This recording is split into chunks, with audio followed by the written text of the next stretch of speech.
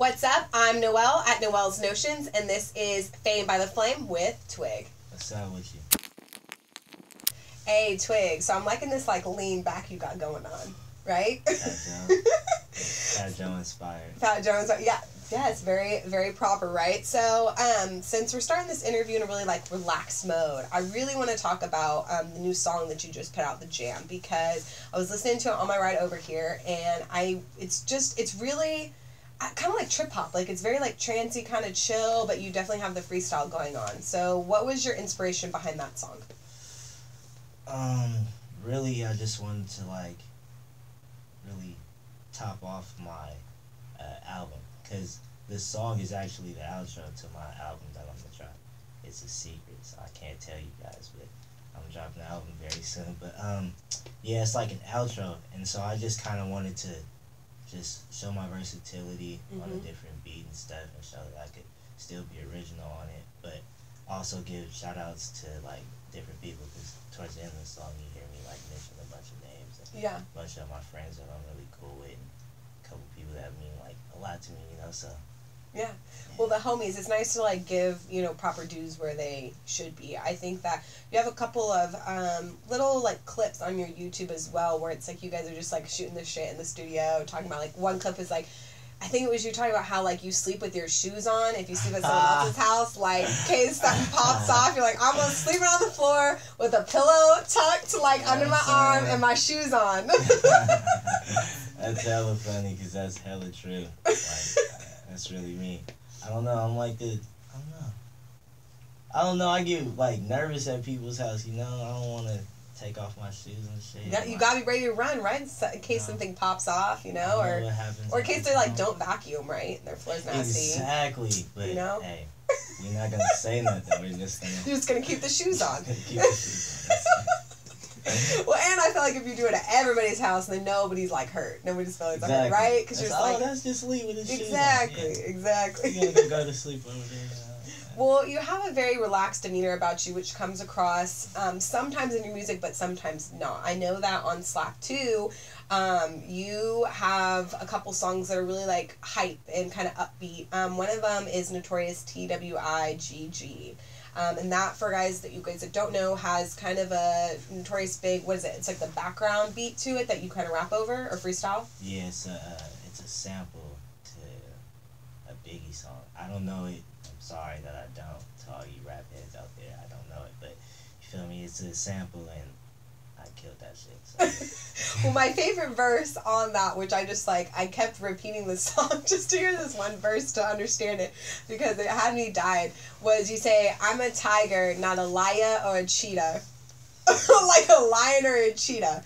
Yeah. And I just thought that was that was just awesome. I thought that was so cool. A little play on words, because tigers, they got stripes, and you gotta earn your stripes, you know what I'm saying?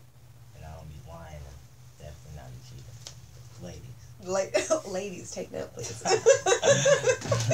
So, for talking about earning your stripes, how long have you been in, the rap game? Or just, more basic question, been doing music? Wow, good question.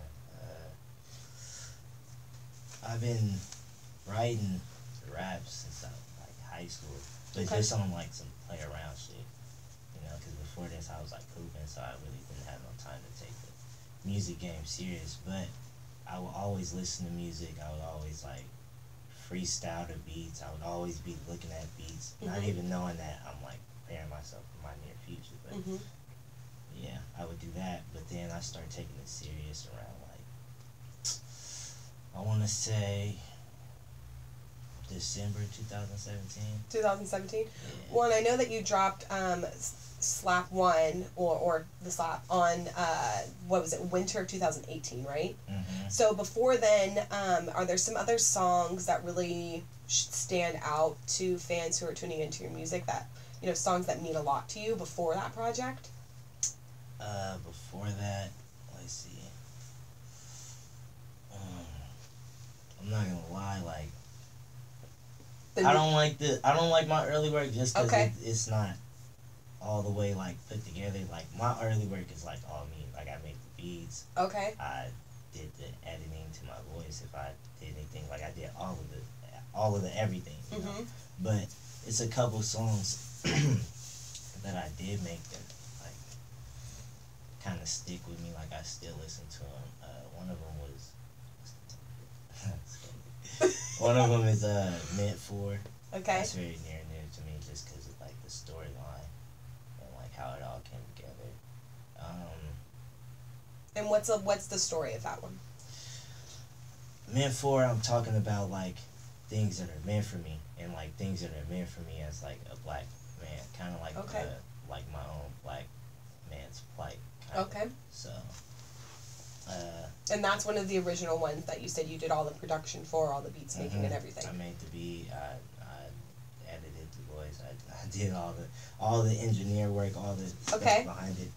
Yeah, it's so it's about the black man's plight, or my plight, and I give it's kind of like I guess you would say like a non-fictitious story. Oh, okay. And it's about, if you listen closely, it's about Stephon Clark and how he got shot, but it's said kind of differently. Got it. So kind of like taking something that, like you said, is like the plight of, you know, an African American male in America, and then making it more personalized to your plight now. So kind of like blending the two to overall say that you know, you are one of whatever we want to say, many of this group, but then also you kind of have your own struggles and tribulations that you're going through at the same time. Exactly. So how do you think your sound has changed then? Because, you know, you started out, obviously, you like doing all of your own production, then you kind of brought your team around you, and are working with some good people. You know, shout out Roman the Poet. I know you do a lot of work with him. You guys, shout out Scotty too. Yes. Shout out Scotty B. Shout out Zay on the beat too. Facts. I need some more. Guys, look him up. Well, and that's your crew. I mean, and again, I know you can see Roman the Poet on February 24th, which is your event at Blue Lamp that you're going to be performing, right? And I'm sure the other parts of your crew can be seen there as well, right? Yeah, they should be. Okay. But going back to what I was, I guess, on the trail asking you was, how has your, you know, sound then changed, right? Because you have Slap and Slap 2, and then before that, you know, you said you produce all your stuff. So how has your sound changed? It's changed a lot. Like, it went from me just like rapping, just blah blah blah, just putting stuff out there, and kind of just being free with it, to me actually having like a structure. Okay. And building like my own sound and like my own originality to that sound. And also I feel like I've become more like versatile. Because at first I wasn't rapping like how I rap on like Slap and Slap 2. Okay. I was more like the slow down, chill, lay back, but I'm gonna deliver a bunch of bars to you, stuff like that. It wasn't until, I want to say, the project right before Slap is called Rebellious. That was like my last project where I was just like freestyling. Okay. After that, I was like, nah, I gotta make some real songs. Yeah. And I was like, why not make slaps? So it kind of took me out of my comfort zone, but it allowed me to be more versatile, bring my originality to something that worked. Yeah, well, and now we are right on Slap 2, which is the next project. So what are your favorite songs then on, since I asked you about your, you know, like first, like very original favorite song, what are your favorite songs then, or songs you think really represent you that fans should tune into on Slap and Slap 2? Ooh. Alright, I'm gonna go from Slap to Slap 2. Okay. So, number 1, you got, damn, that's hella crazy. Okay, So top 2. Top 2 from each one then. Top 2 from each one? Yes. Damn. Can I get a top 3? Okay, just because I'm generous and fair. Top 3. Top 3. Top 3, it would have to be Jelly, Over My Brody,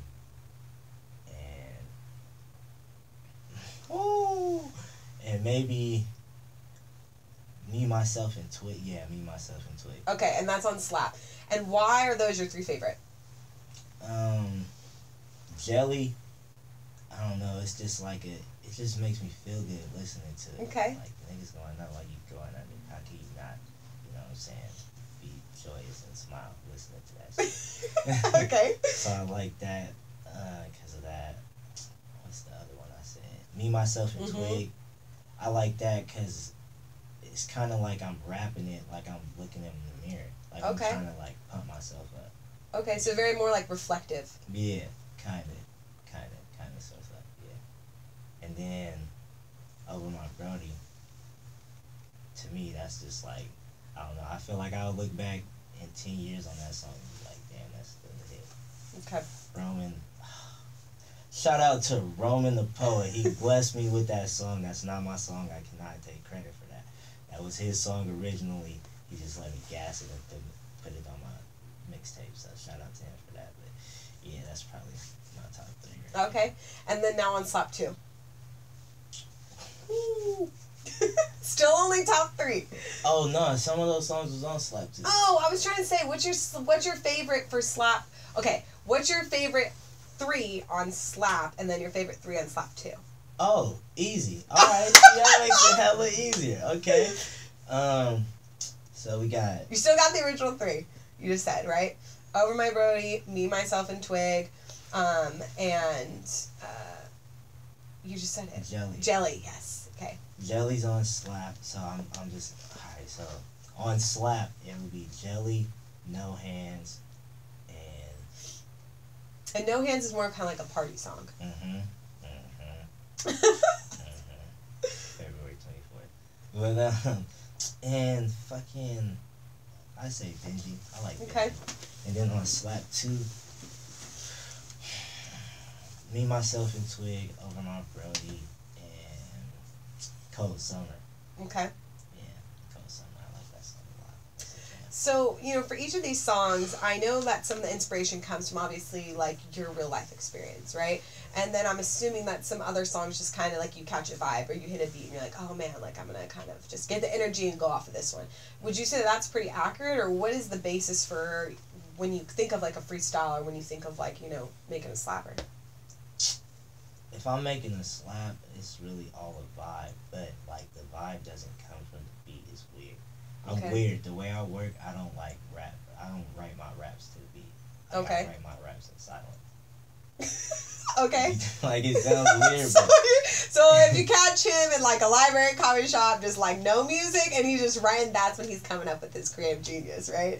But it works. It works. But yeah, but like, I don't know. It's just gotta be a vibe. Like, it'll usually be like I'm chilling with the homies. We're smoking, drinking, doing whatever we're doing. And I don't know. Like, I'll just think of something clever. Mhm. And there it goes. Okay. And then I'll usually find a beat later. It's easy to find a beat. Yeah. Well, I think it would probably be better to figure out what you're trying to say first and then find, a beat to match versus doing the beat vice versa. But I feel like every artist is different, though. Some artists have to have the beat in order to then, like, think, oh, okay, this is what I want to rap on. But going back to, rolling with the homies, because I'm curious, are you more indica or sativa guy? I'm a hybrid. Okay. I like hybrid, but the indica is a really good high, too. You have the indica couch. That's what I call it. The in the couch, for sure, for sure. Did you? In the couch. Yeah, if you guys could pan over. There's a lot of people sunk into the couch at the other end of this interview. In the couch. Because you guys came in smelling like high, It was like, it's good. Hey, gotta smoke those greens. Yeah, keep those creative juices flowing. I honestly feel like smoking, like, makes you not more creative, I don't want to say that, but sometimes I feel like it just opens your mind more to being open to different ideas or different frequencies that maybe wouldn't be so much if you're sober. That's a fact. Like, I'll always ask the weirdest questions when I'm high. But, like, You got any questions? Oh, my goodness. Don't do this to me right now, because this is going to turn into something totally No, this is good. This is good. All right. You asked me a question, I'll tell you a good high story I got. All right, so I was chilling smoking. Yes. Look, I was chilling smoking one day, and I was like, if a fish in the ocean, Okay. if it looks up, like if it's not deep enough, Yeah. does it see the sky that we see, or does it see something different? And then I was Okay. like, nah, it'll probably see the sky that we see because the water's clear, you know. Yeah. And so I was like, could we be fishes? Dang, that's deep, you guys. I swear I was so loaded. We are fishes in the ocean of the universe. We're fishes. We're fishes. Nah, I'm just playing. Okay, that's pretty a high idea. Okay, I had a really good high idea one time. Whenever I've like smoked, I feel like I just get this urge to create stuff, right? But I tend to think of ideas that are already existing things. Okay, so like one time I was laying down with my girlfriend who had just smoked, and we're in her house, and it's nighttime, and I'm like just like looking, laying on the ground with my shoes on, and I'm looking up at the sky, and I'm like, God, I wish someone would invent like a clear, like window that you could see through the roof so that you could see the stars, right? And I start like drawing this out. I'm like, this is a genius idea. Like we need like Sky Rooster cars, but Sky Rooster house, right? Okay, well, then the next morning I reread my idea and realize that it's called a skylight and it's already been invented. I mean, so whoever there goes invented my $1 million idea. If you think about it, somebody $1 million idea. whoever invented that was high off their ass. They just got higher. They did. They faster just than you. right. Damn it. Pass me up. It's alright. It's alright. My high idea will come soon. You guys better watch out for that.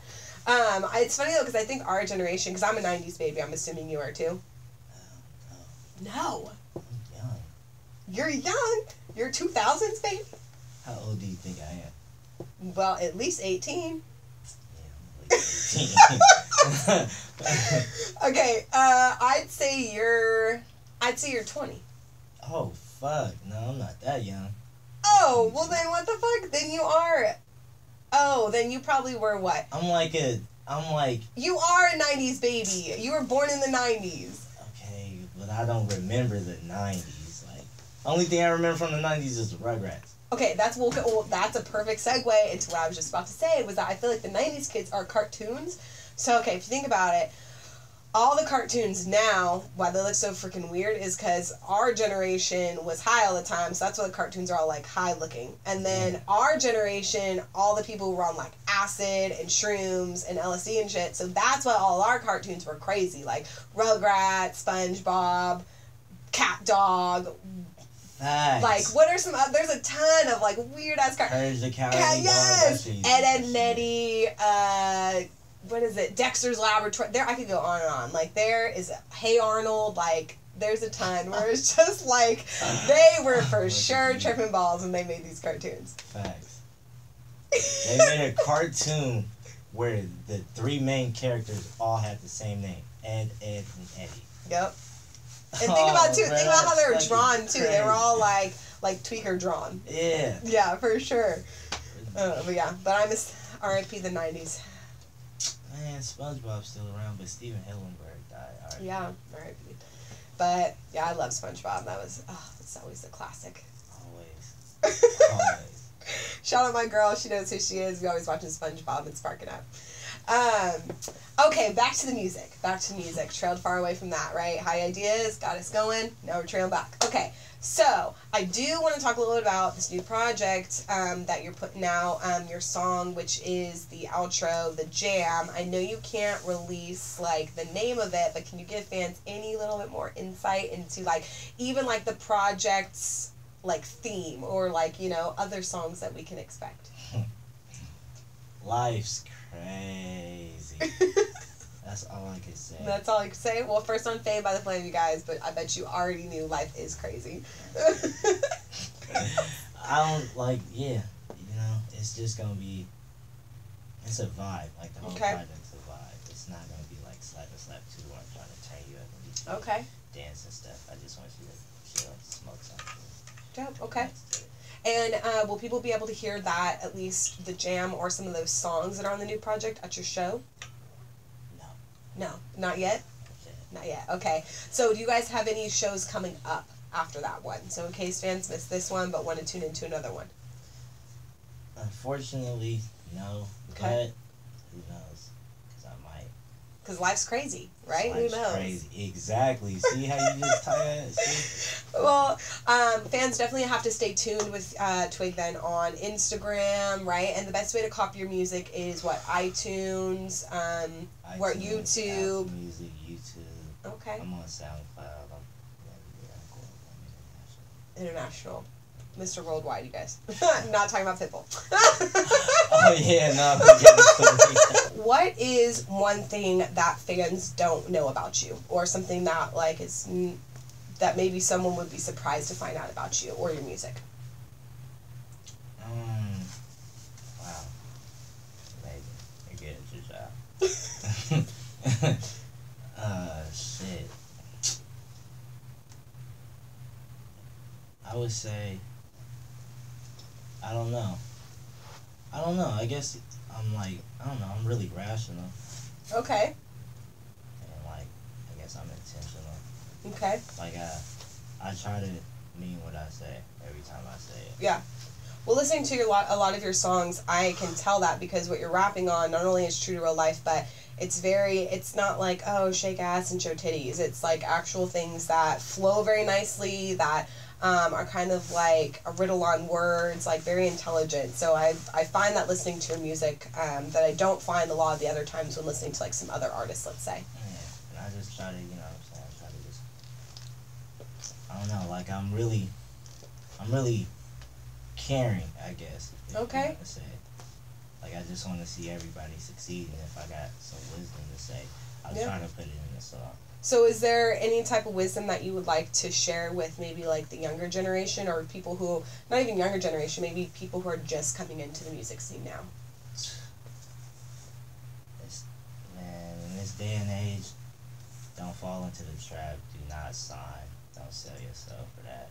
It's no point. Like, you're going to get the same money if you just put it on YouTube and do all that shit and do it all yourself. You know what I'm saying? Yeah. You got to spend money to make money. That's another thing, too. Yeah. And the team is very egregious to your success. If your team is moving like a team and y'all all like coordinated and on the same game plan, you can't lose. You know what I'm saying? But it's just, it really just takes time and effort, and you know what I'm saying, unity.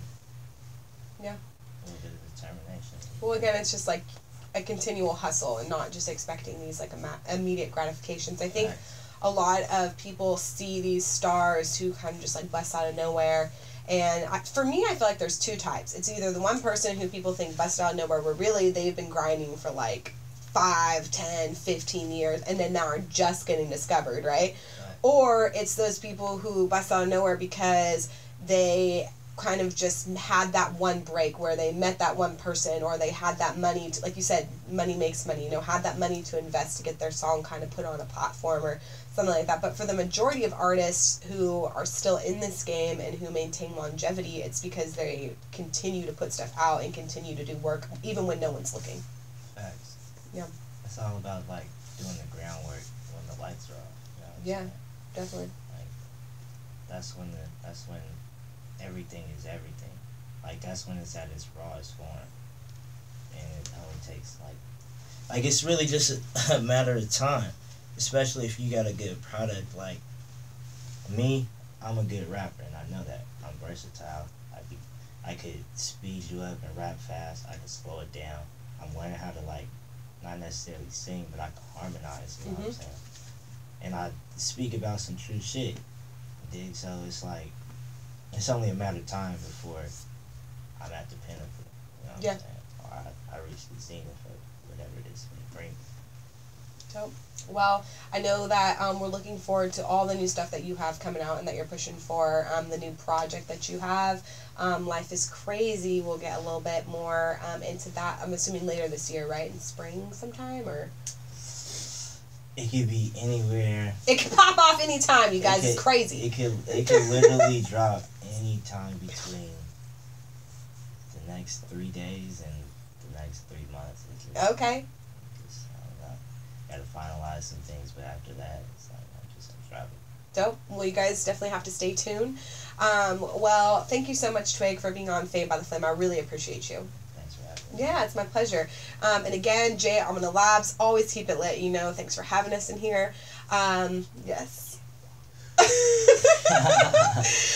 Well, fans, until next time, I'm Noelle at Noelle's Notions, and this is Fanned by the Flame with Twig. Peace. R.I.P. all my angels, and free all my brothers that's like that.